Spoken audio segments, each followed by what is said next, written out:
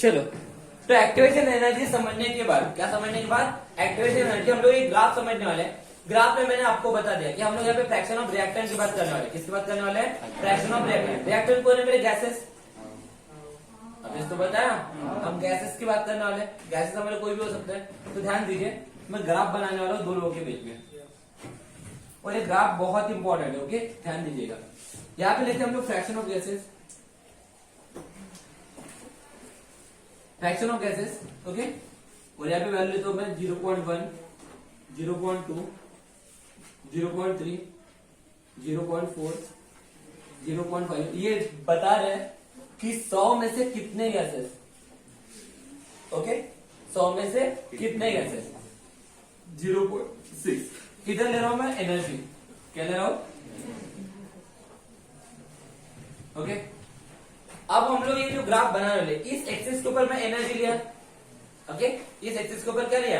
Energy. मतलब एक time तो ऐसा आएगा जिस टाइम एनर्जी के ऊपर, एक टाइम ऐसा आएगा जिस टाइम पे उसकी एक्टिवेशन एनर्जी आएंगी। एक्टिवेशन एनर्जी, एक्टिवेशन एनर्जी मतलब जिस एनर्जी के बाद रिएक्शन करना स्टार्ट कर देंगे। तो एनर्जी वाले लाइन के ऊपर मैं एक्टिवेशन एनर्जी फिक्स कर देता हूँ। एक्टिवेशन एनर्जी क्या कर देता हूँ? फिक्स। ओके, क्या भी वैल्यू ले सकते हो आपकी मर्जी, कितना भी लो, 0.1 या 1।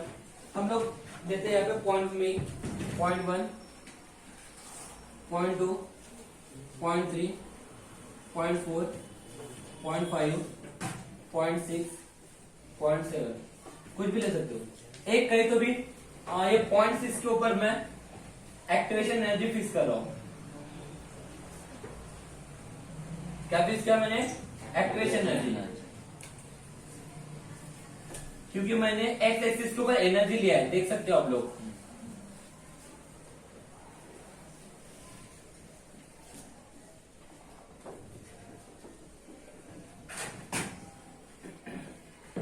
ओके, और यहाँ पे हम लोग टेम्परेचर भी फिक्स करने वाले, भूलिएगा मैं।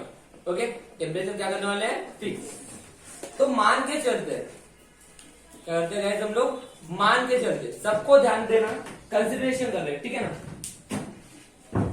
मान के चलते हैं कि at temperature T1, at temperature T1, at temperature T1 मैंने कुछ नंबर ऑफ गैसेस रिएक्ट करना स्टार्ट किया था। कुछ नंबर मतलब कितने? 100। कितने? 100।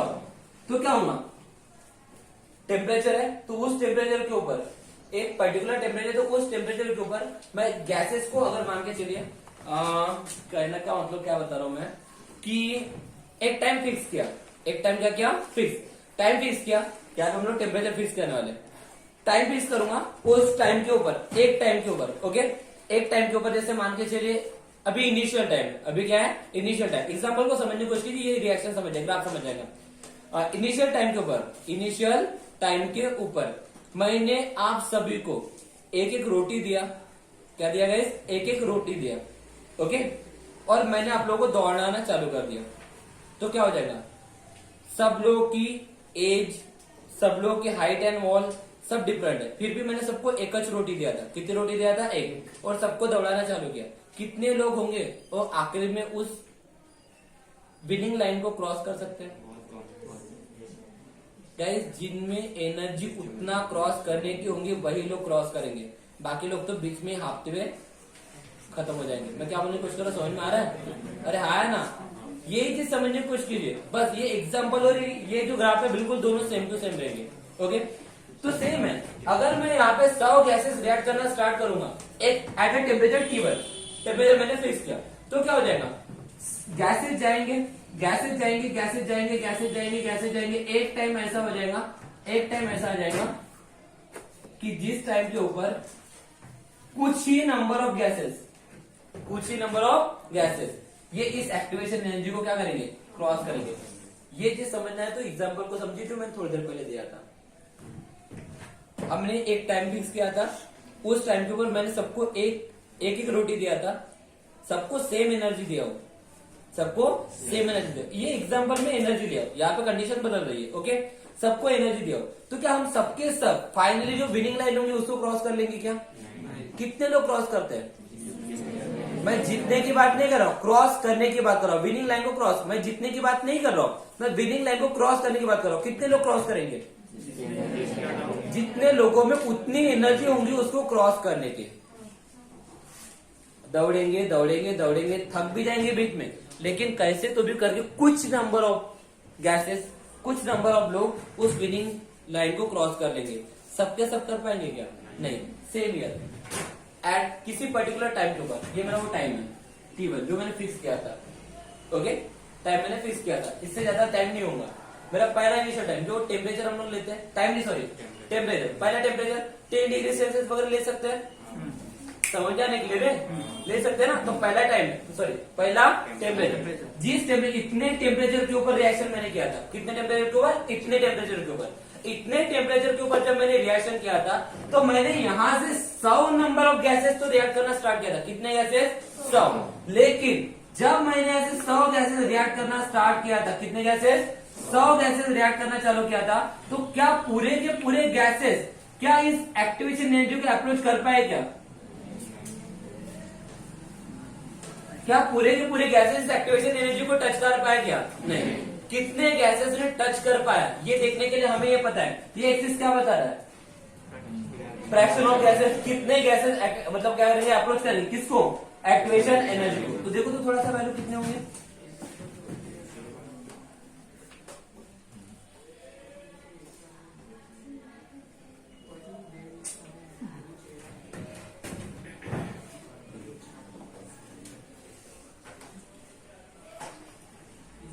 अगर मैं गलत नहीं हूं तो सेम जा रहा है क्या लाइन?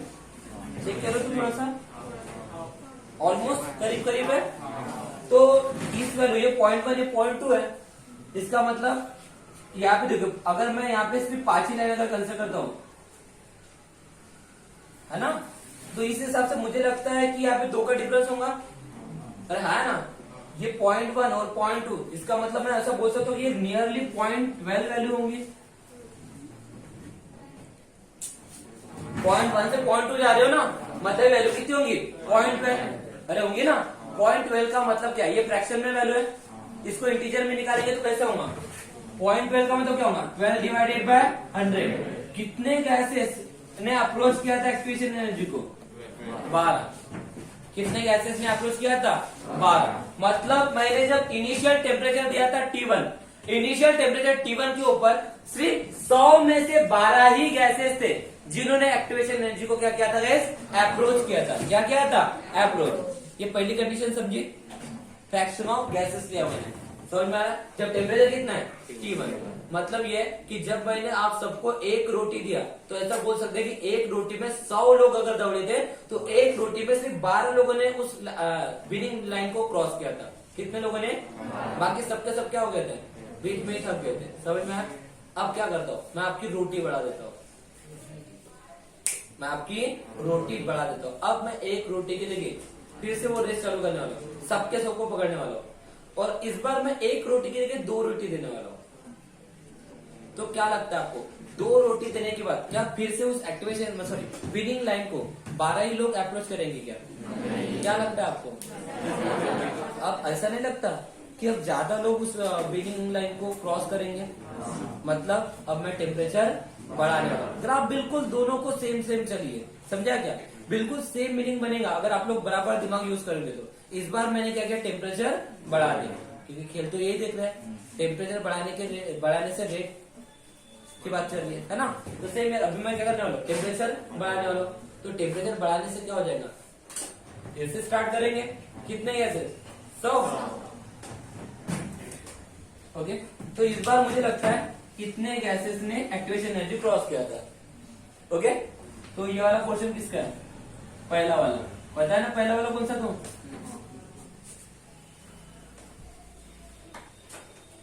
अब मैं टेम्परेचर बढ़ा रहा हूं। अब क्या कर रहा होगा? इसमें टेम्परेचर बढ़ा रहा हूं। तो टेम्परेचर बढ़ाने से क्या होगा?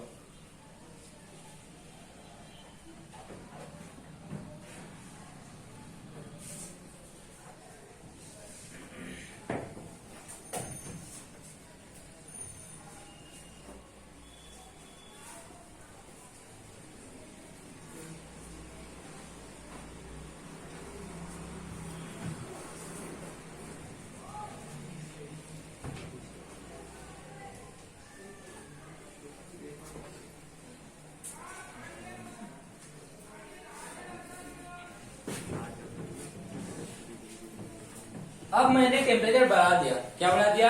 टेम्परेचर। इस बार मेरा टेम्परेचर जो मैंने बढ़ाया कितने डिग्री से बढ़ाया? 10 डिग्री सेल्सियस से बढ़ाया। कितने डिग्री सेल्सियस से? ये तो चेक कर रहे थे हम लोग इनिशियल से। अरे हाँ ना, तो ये टेम्परेचर T2 है। T2 कितना है? T1 plus 10। T2 कितना है? T1 plus 10। नहीं समझा? कितने से बढ़ाया? 10 डिग्री सेल्सियस। तो अब जैसे ही मैंने टेम्परेचर 10 डिग्री सेल्सियस से बढ़ाया तो कितने नंबर ऑफ गैसेस ने मेरे एक्टिवेशन एनर्जी को अप्रोच किया? ये मेरी लाइन क्या की है? Activation energy. भाई इसको हम लोग क्यों क्रॉस करा रहे हैं? यहाँ तक क्यों पहुंचा रहे हैं? क्रॉस नहीं करा रहे, यहाँ तक के पहुंचा रहे। क्यों?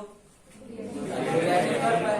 रिएक्शन तो तभी कर पाएंगे ना जब कहाँ पे पहुंचेंगे? Activation energy. समझा क्या? तो बस वही तो क्या, तो चेक करें कितना होगा। तो देखो ये अगर तुम थोड़ा सा ध्यान दे रहे हो तो मुझे लगता है ये लाइन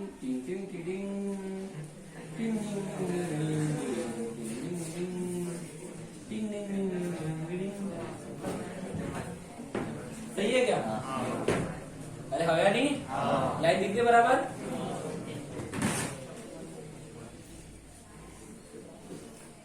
ठीक है, 2 से लेके 3 मतलब क्या होगा? 0.24 होगा क्या? 2 to 3 चल रहा है ना बेटा, ये सेकंड नंबर की लाइन है। देखो अरे है नहीं, तो कितना हुआ? 0.24। 0.24 का मतलब क्या होगा? 24 डिवाइडेड बाय 100। तो जब मैंने 10 डिग्री सेल्सियस से टेम्परेचर बढ़ाया तो कितने डिग्री सेल्सियस से? 10 डिग्री। तो क्या हुआ? कितने से इंक्रीज हुआ है? डबल। कितने से हुआ है? तो कल देखे थे इनिशियल में, देखो याद करो।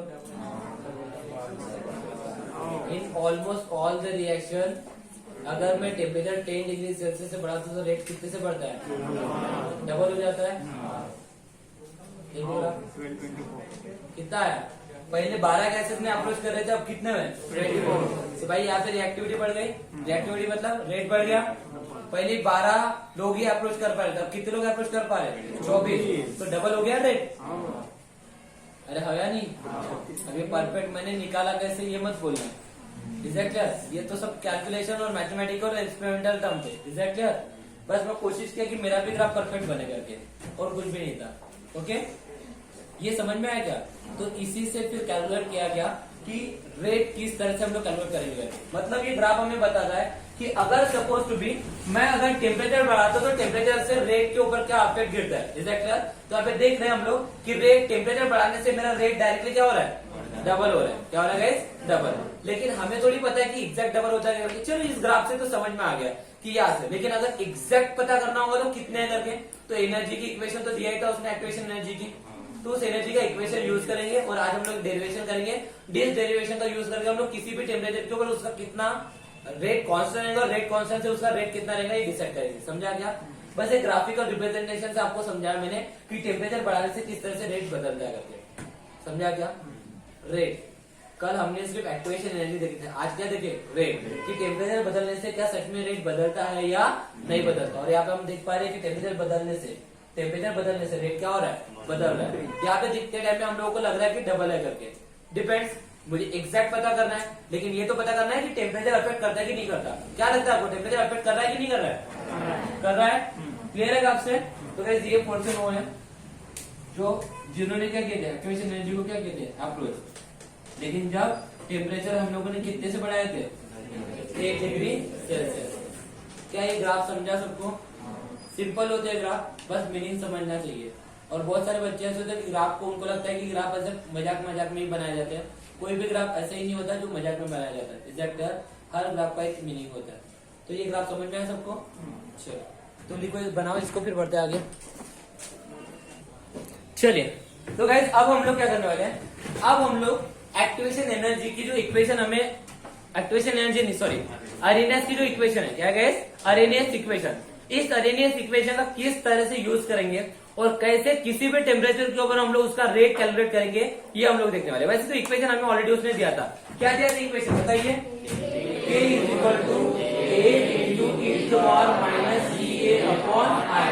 = इस इक्वेशन का यूज करके हम लोग क्या करने वाले? किसी भी टेम्परेचर के ऊपर क्या निकालने वाले? रेट कांस्टेंट निकालने वाले हैं। और उसी रेट कांस्टेंट से हम लोग क्या निकालने वाले? That is what? Rate of reaction बराबर है।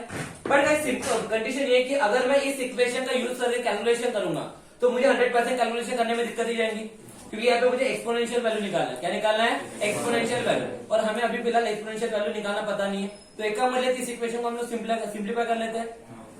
अरे कर लेंगे सिंप्लीफाई, ताकि मुझे न्यूमेरिकल अप्रोच करने में आसान ही जाए। एग्जैक्टली, सब लोग ध्यान दीजिएगा, क्योंकि इस टॉपिक में फिर से एक टॉपिक ऐसे आने वाले जिस टॉपिक के ऊपर आपके एंट्रेंस एग्जामिनेशन क्वेश्चन बनेगा। ओके, बस आप कॉन्सेंट्रेट करते जाइए।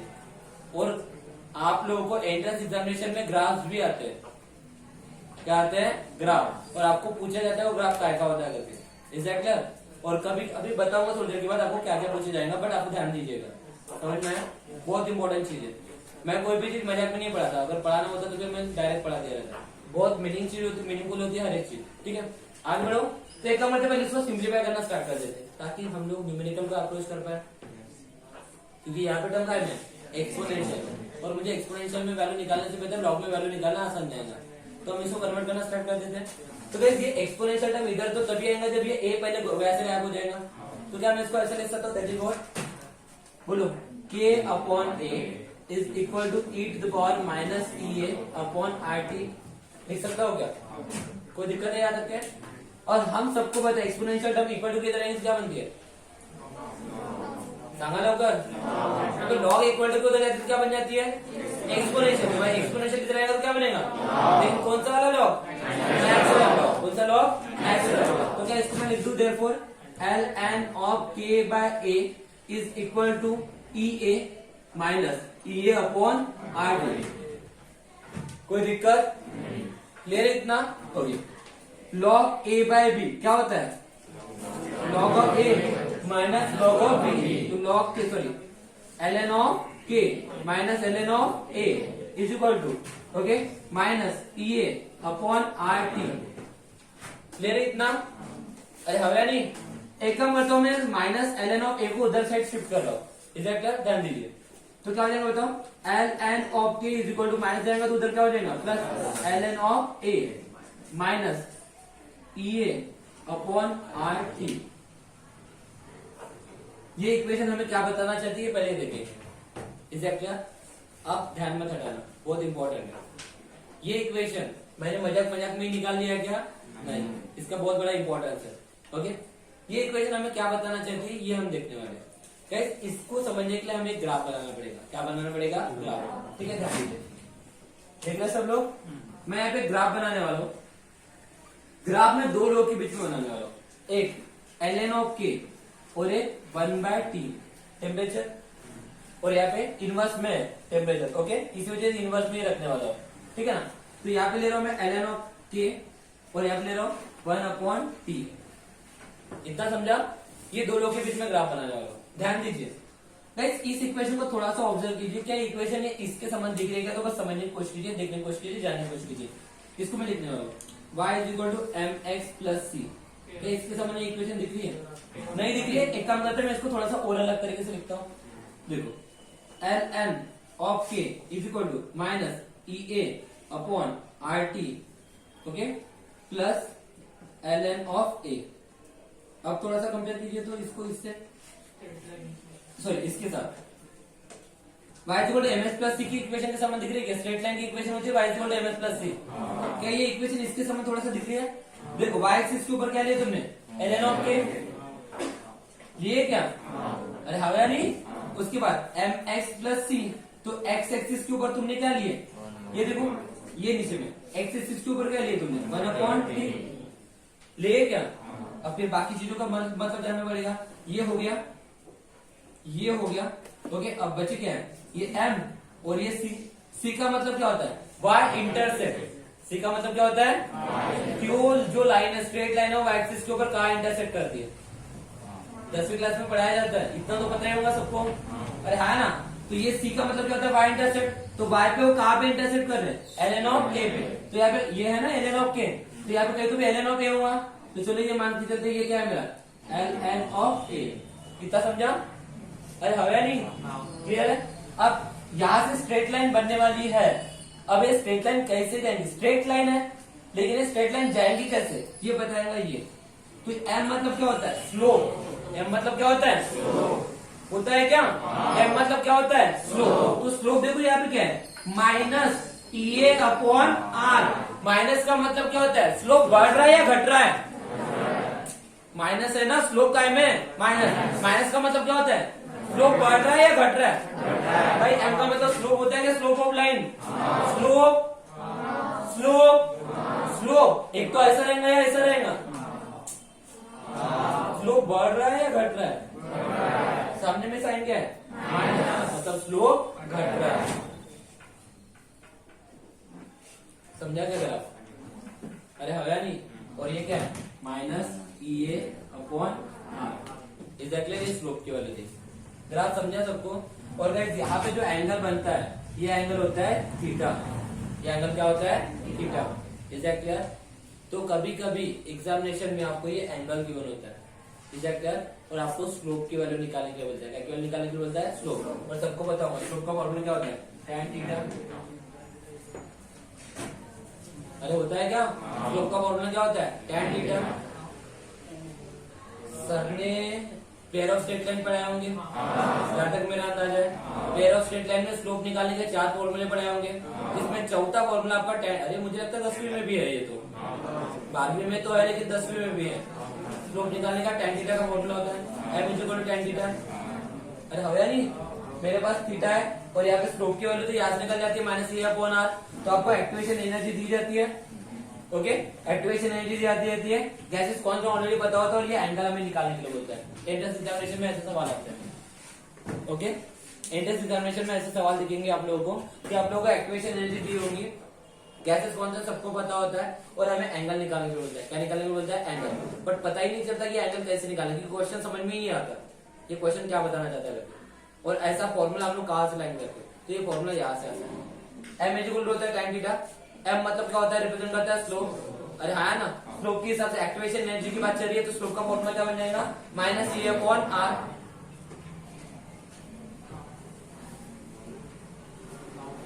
दिमागात घुसला असेल तर ठीक, नाही घुसला असेल तर मग काही करू नाही शकत, क्योंकि ये एंट्रेंस एग्जामिनेशन का टॉपिक था, स्टेट बोर्ड का नहीं था। चलो कंटिन्यू करो सामने में अपना, जिसको समझाओ कैरी कर लो। बहुत सिंपल कंसेप्ट था। बस आप लोगों को क्या होता है, एंगल गिवन होता है या फिर एंगल निकालने के लिए बोलता है, डिपेंड। एंगल निकालने के लिए बोलेंगे तो ई ए की वैल्यू गिवन होगी, ओके, और ई ए निकालने के लिए बोलेंगे तो एंगल की वैल्यू होगी। ये क्वेश्चन होता है और हमें इनके बीच में रिलेशनशिप पता नहीं होती। Is that clear? तो क्या इस फॉर्मूले कैसे लिख दूं मैं, tan of theta is equal to minus E A upon R. लिख दो क्या? ये एंट्रेंस के लिए काम में आएगा, स्टेट बोर्ड में काम में आएगा। स्टेट बोर्ड में ऐसा कोई काम नहीं है। आगे बढ़ो, चलो, इसलिए ये इक्वेशन बनाया था। क्लियर है सबको?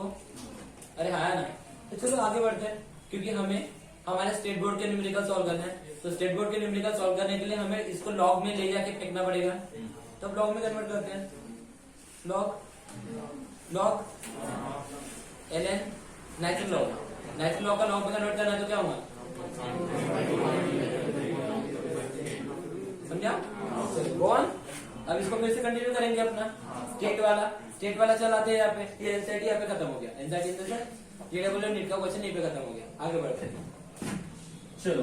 तो क्या हो जाएगा बोलो, ln मतलब क्या होगा, 2.303 log to the base 10 k, okay, is equal to बोलो 2.303 log to the base 10 a, ठीक है, minus E A upon R T.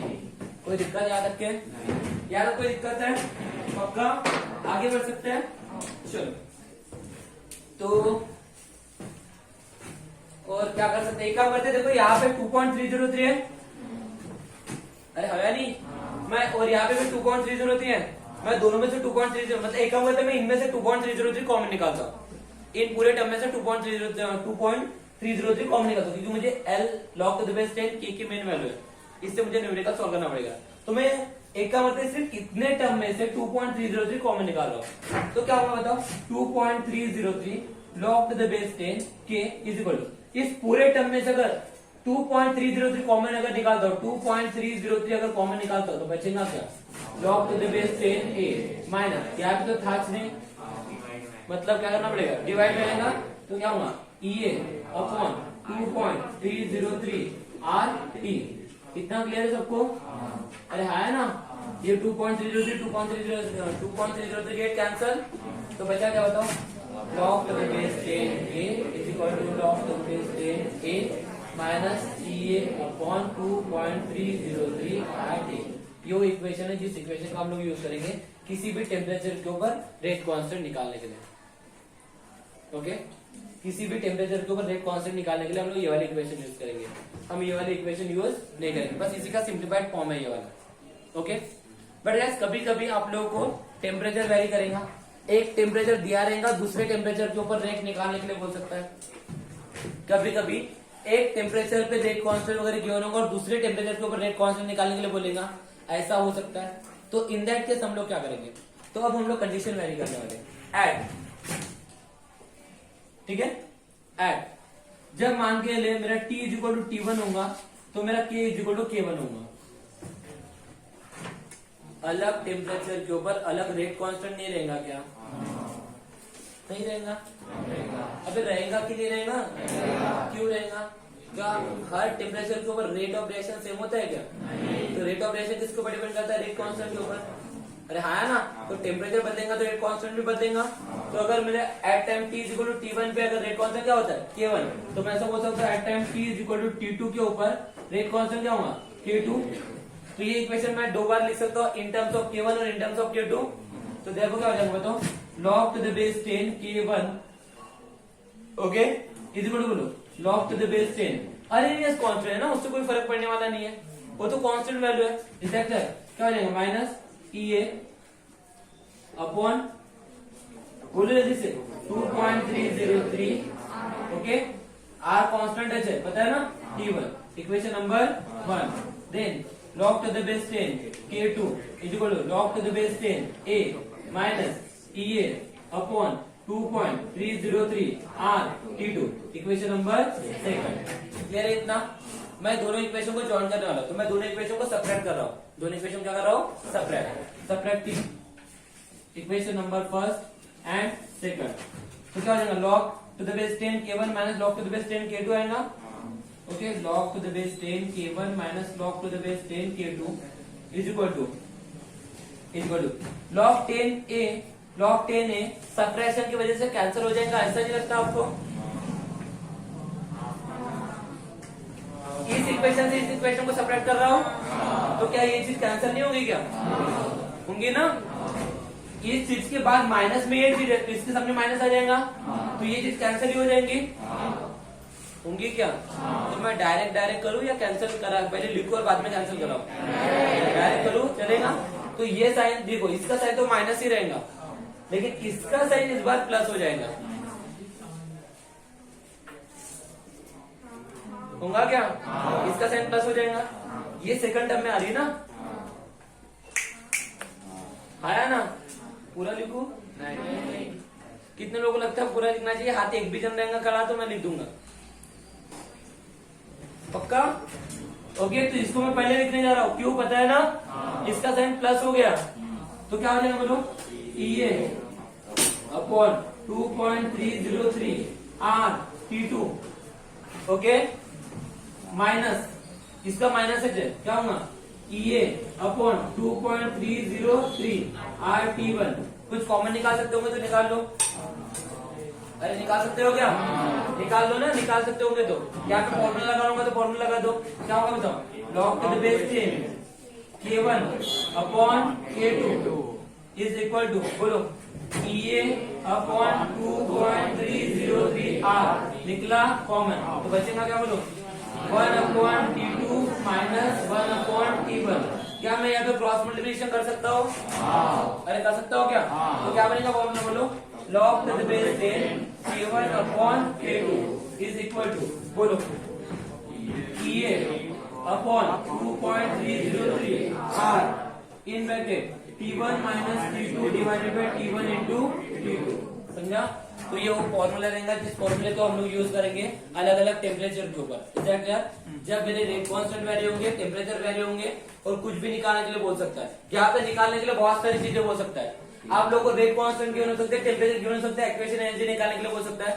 एक ही इक्वेशन से और न्यूमेरिकल है इसके ऊपर। आपको एक्टिवेशन एनर्जी गिवन होंगे, टेम्परेचर गिवन होंगे, एक रेट कांस्टेंट गिवन होगा, दूसरा रेट कांस्टेंट निकालने के लिए बोलेगा। समझ में? आपको दोनों के दोनों रेट कांस्टेंट गिवन होंगे, एक्टिवेशन एनर्जी गिवन होगी, एक टेम्परेचर गिवन होगा, दूसरा टेम्परेचर निकालने के लिए बोलेगा। समझा क्या? इस तरह से क्वेश्चन आएंगे कि इतना टेम्परेचर है तो इतने टेम्परेचर के ऊपर इतना रेट कांस्टेंट है तो इतने टेम्परेचर के ऊपर कितना रेट कांस्टेंट होगा, और जब एक्टिवेशन एनर्जी गिवन होंगे। क्वेश्चन समझा क्या? अरे समझा क्या? इतने रेट कांस्टेंट के ऊपर इतना टेम्परेचर के ऊपर इतना रेट कांस्टेंट होगा, इतने टेम्परेचर के ऊपर कितना रेट कांस्टेंट होगा जब एक्टिवेशन एनर्जी इतनी होगी। क्वेश्चन समझा? तो इस तरह से क्वेश्चन आएंगे। तो अगर ऐसे क्वेश्चन आते तो हमें ये फॉर्मूला यूज करना है। क्लियर इतना? तो मेन फॉर्मूला यही है जो हम लोग न्यूमेरिकल सॉल्व करने के लिए यूज करने वाले हैं। ओके, लिख लो, बाकी देखेंगे नेक्स्ट क्लास में।